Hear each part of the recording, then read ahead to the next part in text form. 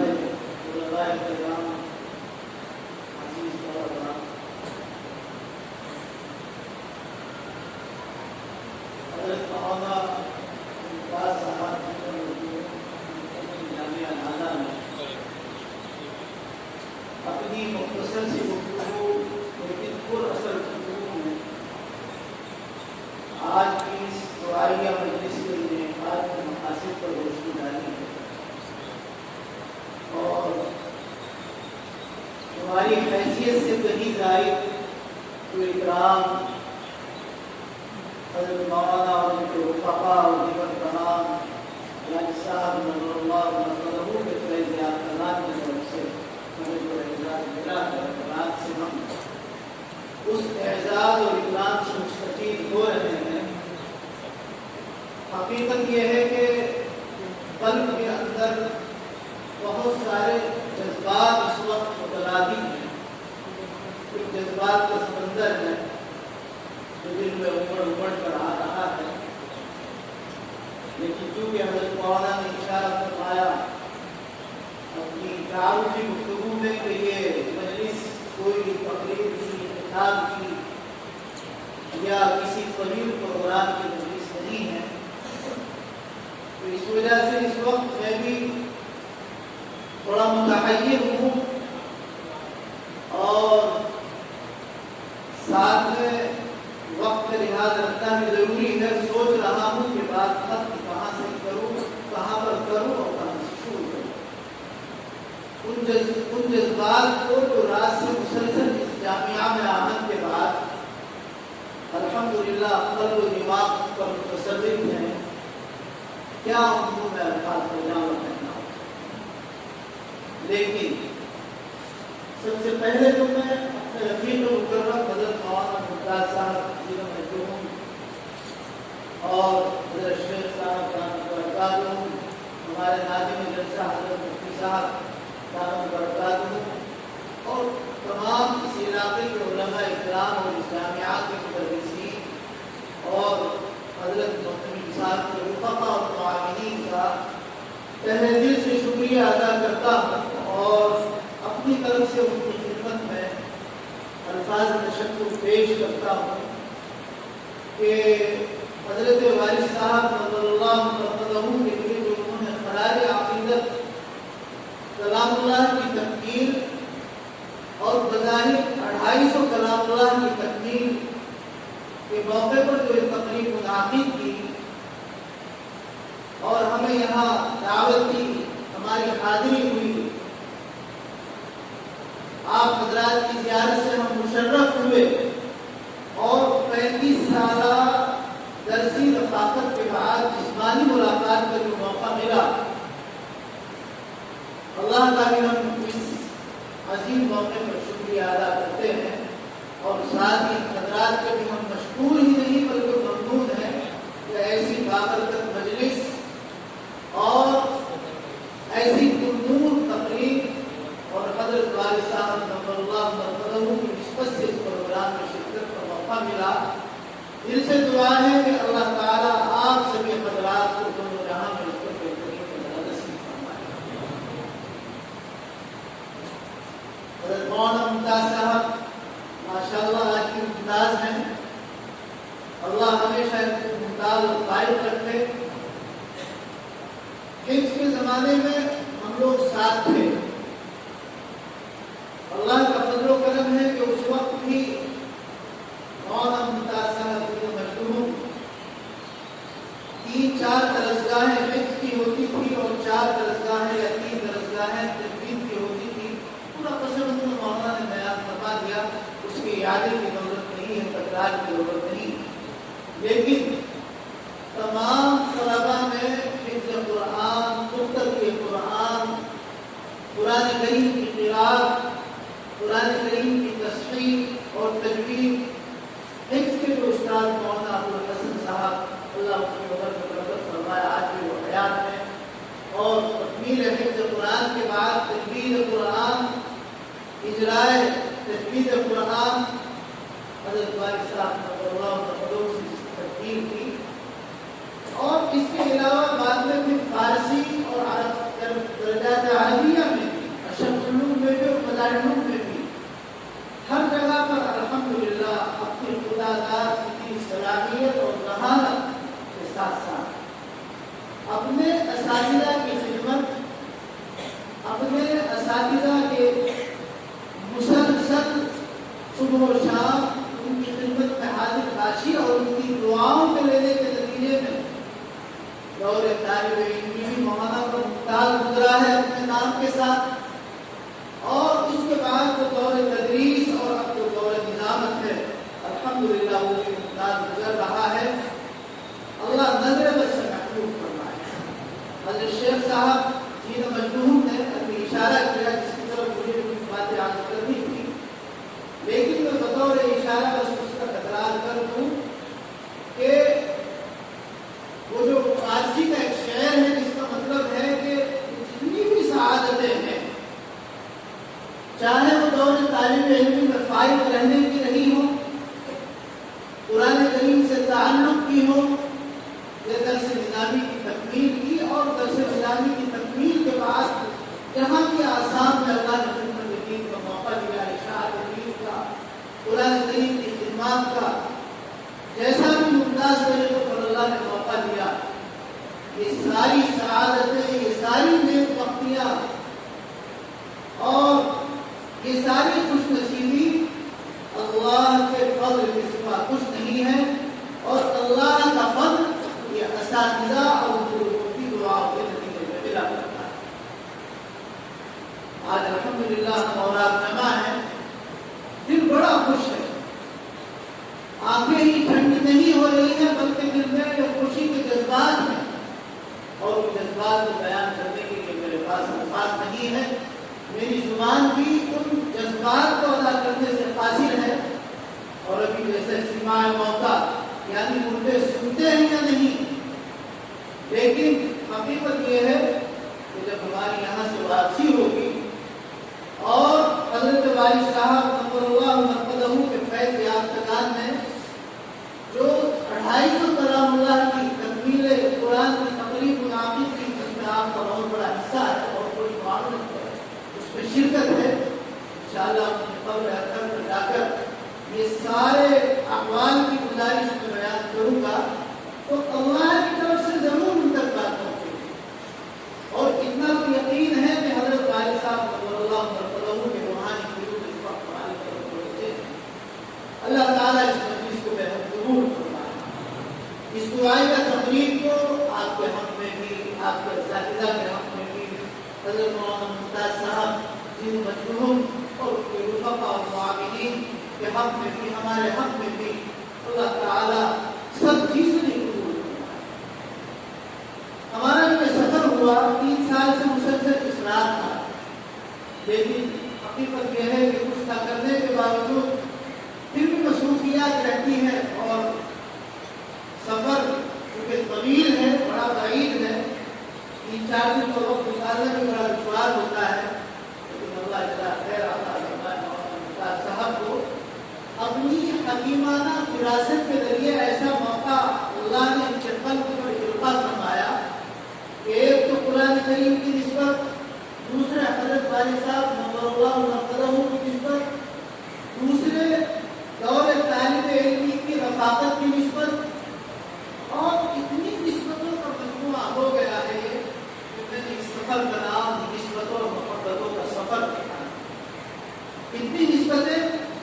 کہ جس ادارے میں مولانا نے حفظ قرآن کیا، جس ادارے میں مولانا نے اقرا فارسی اور ابتدائی تعلیم حاصل کی، الحمدللہ مجھے بھی اس ادارے سے تعلق اور اس ادارے سے نسبت حاصل ہے، جامعہ اشرف الرشیدی بنگلور، اور کم و بیش وہی اساتذہ کرام کی جن کے سامنے زانوے تلفظ طے کرنے کا حضرت مولانا کو شرف حاصل ہوا ہے، الحمدللہ مجھے بھی کسی نہ کسی درجے کو مجھ سے تعلق ہے، اور رہا ہے اور رہے گا انشاءاللہ۔ اور سب سے بڑھ کر حضرت مولانا قاری عثمان نصیر صاحب نور اللہ مرقدہ،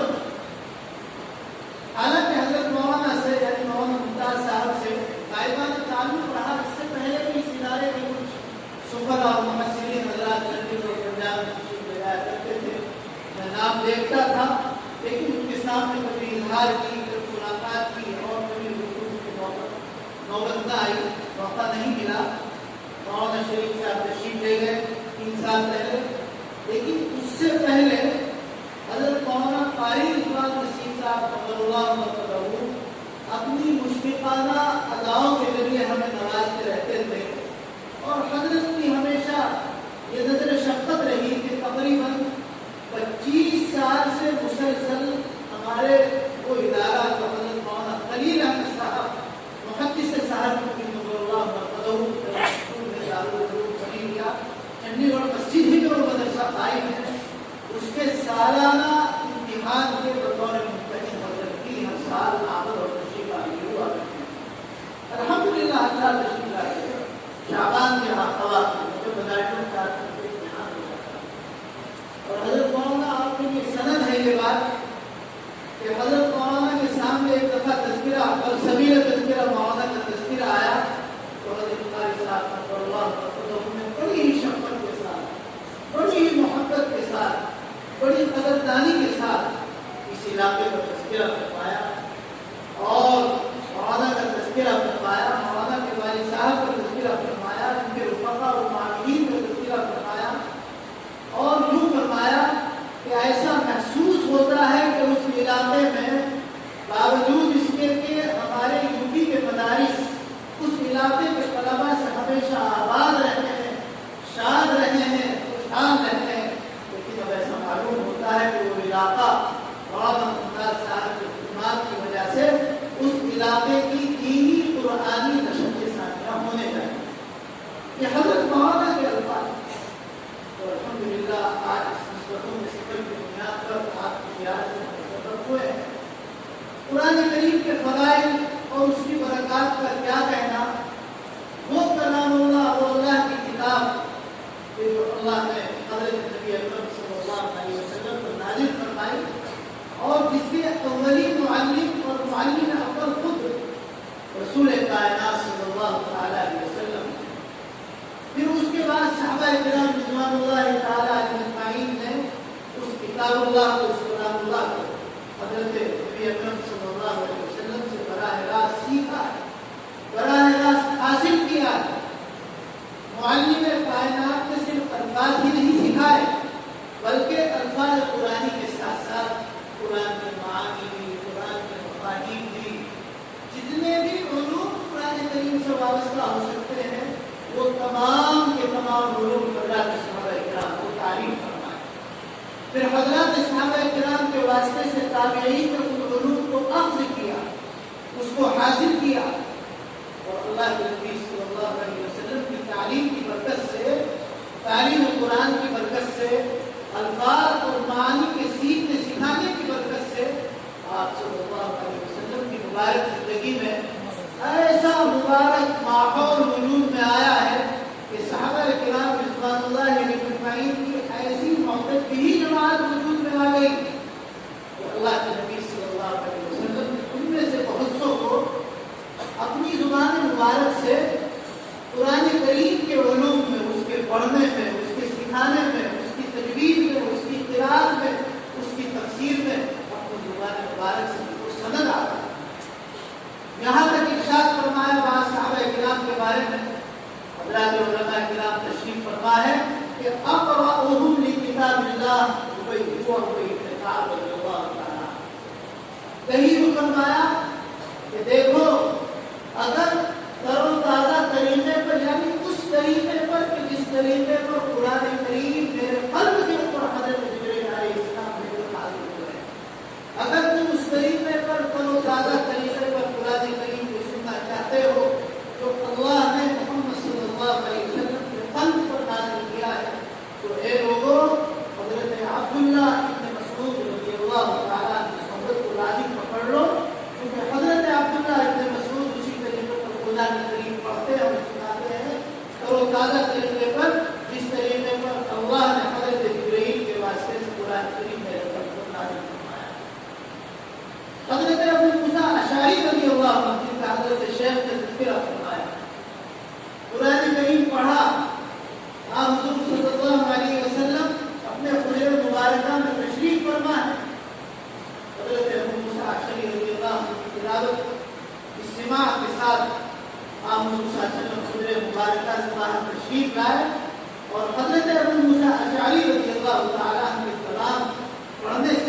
اللہ کی سماعت سے محسوس ہوئے اور قرآن کریم پڑھنے کی تعریف کرنا ہے. تو کہنے کا مقصد یہ ہے کہ جتنا قدیم کلام اللہ ہے قرآن کریم کی تعریف ہے, قرآن کریم کے اوپر جو خدمات کی گئی ہیں قرآن کریم کے پڑھنے کے حوالے سے, قرآن کریم کی تصحیح کے ذریعے, قرآن کریم کی تجوید کے ذریعے, قرآن کریم کی تفسیر کے ذریعے, اور جتنے بھی ہم علوم پڑھتے ہیں علوم عالیہ کیا علم نصب وغیرہ وغیرہ, یہ تمام کے تمام علوم کی تاریخ قرآن کریم کے علوم سے شروع ہوتی ہے اور انشاءاللہ رہتی دنیا تک قرآن کریم جیسے باقی رہے گا. قرآن کریم کی خدمات کا سلسلہ اسی طرح باقی رہے گا. ہمارا اور آپ کا یہ محفوظ ترین ادارہ جس کو ہمیں کہنا چاہیے, لوگ تو ایک ایک دو دو کمرہ بنانے کے بعد جامعہ لکھ دیتے ہیں اس کے ساتھ, ادارہ کا لائحہ اس کے سامنے لگا دیتے ہیں. الحمدللہ ہم نے دیکھا اپنی آنکھوں سے, گزردار آنکھوں سے, کہ یہ ادارہ ظاہری طور پر ہی جامعہ نہیں ہے بلکہ اپنے خدمات کے ذریعے, اپنے دور رس فیض کے ذریعے, اور جیسا کہ ابھی سپاس نامے میں فرمایا کہ کئی سو بچے حافظ قرآن بن چکے ہیں, کئی سو علماء کرام اس ادارے سے فارغ ہو چکے ہیں. تو اپنی وسیع تر خدمات کے ذریعے الحمدللہ یہ ادارہ ظاہری طور پر بھی جامعہ ہے اور باطنی طور پر بھی جامعہ ہے. اور اے عزیز طلبہ, آپ حضرات اس نعمت پر اللہ کا شکر ادا کیجیے کہ اللہ نے آپ کو اس علاقے اور اس علاقے کے عظیم ترین ادارے میں داخلہ دے کر اللہ نے خصوصی مہربانی سے آپ کو نوازا ہے, آپ کے اوپر خصوصی انعام فرمایا ہے کہ ایسے عظیم ترین ادارے میں آپ کو داخلہ ملا ہے جہاں علم کی ہے اور عمل کی جامعیت کی ہے, جہاں اخلاص کے پیکر بھی ہیں, جہاں تقوی کے پیکر بھی ہیں, اور جہاں رسول اللہ صلی اللہ علیہ وسلم سے قرآن کی خدمات کا جو تسلسل شروع ہوا تھا اس تسلسل کی امانت کو سینے سے لگا کر الحمدللہ اس امانت کو آپ کے سینے میں منتقل کرنے والے حضرات اور وہ عمل الحمدللہ ہمارے درمیان موجود ہے, جس کے سرخیر حضرت مولانا ممتاز صاحب ظاہری نام برکات میں ہمیں آپ کو اس عظیم نعمت جو پڑھانے والے حضرات ہیں وہ بھی اللہ کا شکر ادا کریں. جن حضرات کو یہاں تدریس کا موقع ملا ہے وہ بھی بارگاہ الہی میں سراپا تشکر اور سراپا سپاس بن کر ہم بارگاہ الہی کا شکر ادا کریں کہ اے اللہ تیرا شکر ادا نہیں ہو سکتا کہ اس عظیم ادارے میں تم نے دین کی بات کی توفیق نصیب فرمائی. شکر ادا کریں گے تو اللہ کی نعمتوں میں اضافہ ہوگا. تو ایک تو یہ بات تھوڑا طویل ہو گئی کیونکہ دل کے جذبات سے میں نے یہ الفاظ کا جامع پہنانے کی کوشش کی ہے. تو ایک تو یہ ہے کہ الحمدللہ دلی طور پر بڑی خوشی ہوئی ہے, نہ صرف یہ کہ آنکھیں ٹھنڈی ہوئی ہے بلکہ الحمدللہ دل پہ بڑا ٹھنڈا ہوا. اللہ تعالیٰ اس ٹھنڈک کو آخرت کی ٹھنڈک میں تبدیل فرمائے, آپ کے حق میں بھی اور سب حاضرین کے حق میں بھی. ظاہری اور طبعی طور پر افسوس اس چیز کا رہے گا. ابھی کچھ دنوں پہلے محمد صاحب سے بات ہو رہی تھی اور میں نے نیت بھی کی تھی کہ حضرت والد صاحب اللہ کا بتاؤں تو میں بنفس نفیس یہاں لے کر حاضر خدمت ہوں گا آزاد کی خدمت میں. پورے سفر یہ احساس رہا کہ والد صاحب ساتھ ہوتے, اور سچی بات یہ ہے کہ والد صاحب کا سایہ اٹھ جانے کے بعد ظاہری طور پر یتیمی کا سایہ اور یتیمی کا احساس تو اس وقت پر میرا سے ہو ہی چکا ہے, لیکن ایسا معلوم ہوتا ہے جو والد صاحب حیات تھے تو ایسا لگتا تھا جیسا کہ کسی گھنیرے درخت کے سائے کے نیچے ہم بیٹھے ہوئے. چاروں طرف تپش ہی تپش تھی, چاروں طرف دھوپ ہی دھوپ تھی, لیکن اس تپش اور اس صحرا کے اندر ایک سرسبز و شاداب ایک درخت تھا جو اپنے بیٹھنے والوں کو ایک گھنیرے سائے میں وہ راحت پہنچایا کرتا تھا. آج ہم محسوس کرتے ہیں کہ اپنے اس سائے سے محروم ہو گئے. آج ہمیں احساس ہو رہا ہے لیکن الحمدللہ کل کو ٹھنڈک ملی کہ یقیناً جب میں نے اپنے ساتھیوں سے, اپنے بڑوں سے, اپنے اساتذہ سے تذکرہ کیا تو والد صاحب کے مایہ شاگرد اور ان شاگردوں کے ساتھ علاقے کے مختلف شاگردوں نے اور وفا نے انتظام بنایا ہے کہ وہ تقریباً 250 کلام اللہ مکمل کر کے حضرت والد صاحب کو بخشوانا چاہتے ہیں.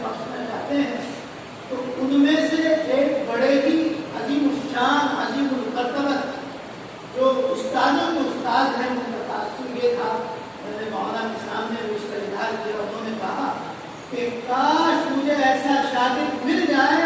میں اس دنیا سے چلا جاؤں تاکہ میرے مرنے کے بعد ایسا وفادار شاگرد میرے حق کو سب تک جائے. الحمدللہ یہ والد صاحب نے اپنی سب تک جائے گیا. اللہ تعالیٰ اس مجلس کو قبول فرمائے. اور میرے بھائیوں یہ مجلس کوئی عام مجلس نہیں ہے. شیخ نے صاحب نے تمام باتیں مختصر جامع انداز میں بیان فرمانی ہے. میں اپنی طرف سے بھی اور اسی طریقے پر میرے تمام احباب جو چنڈی گڑھ میں ہیں جن کی حضرات کے ساتھ آپ حضرات اس زمین پر جا رہے ہیں. ہم بچپن سے سنتے آئے تھے کہ بنگال کی دو چیزیں بڑی مشہور ہیں اور اب تک بھی بڑی مشہور ہیں. ایک زلف بنگال، جو بنگالی حضرات ہیں، جو بنگالی نسل اور اصل حضرات ہیں، ان کی زلفیں اپنی عمر تک بھی الا ماشاء اللہ وہ سیاہ رہتی ہیں، کبھی کالی نہیں ہوتی. یہ ان کی تیز دماغی اور قوت حافظہ کی نشانی ہے. اور دوسرے نمبر پر بنگال کا جو اللہ کی طرف سے نعمت ملی ہوئی ہے، جو بنگال اہل بنگال کو نعمت سے جس نعمت سے سرفراز کیا ہے، وہ ہے کہ بنگالی حضرات کو اللہ تعالیٰ نے حسن صوت سے نوازا. ان کی آوازیں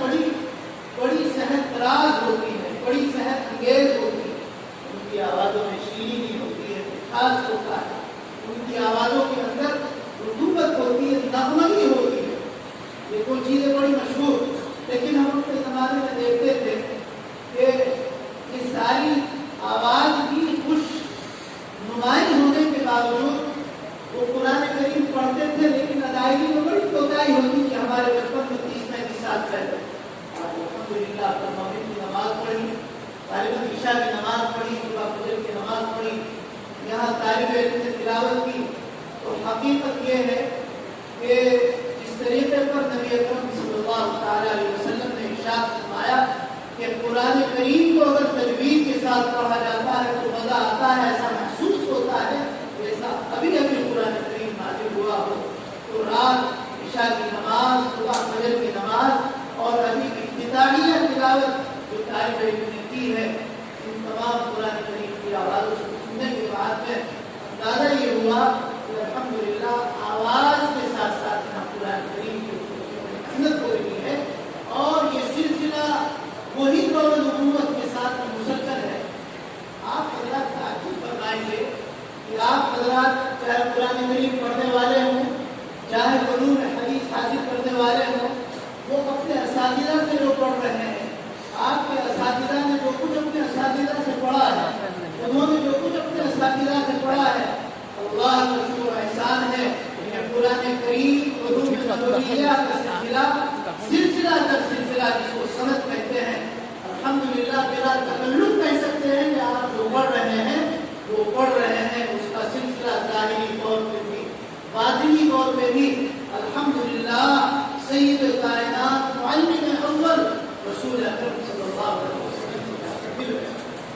آپ کے جامعات کی نسبت بھی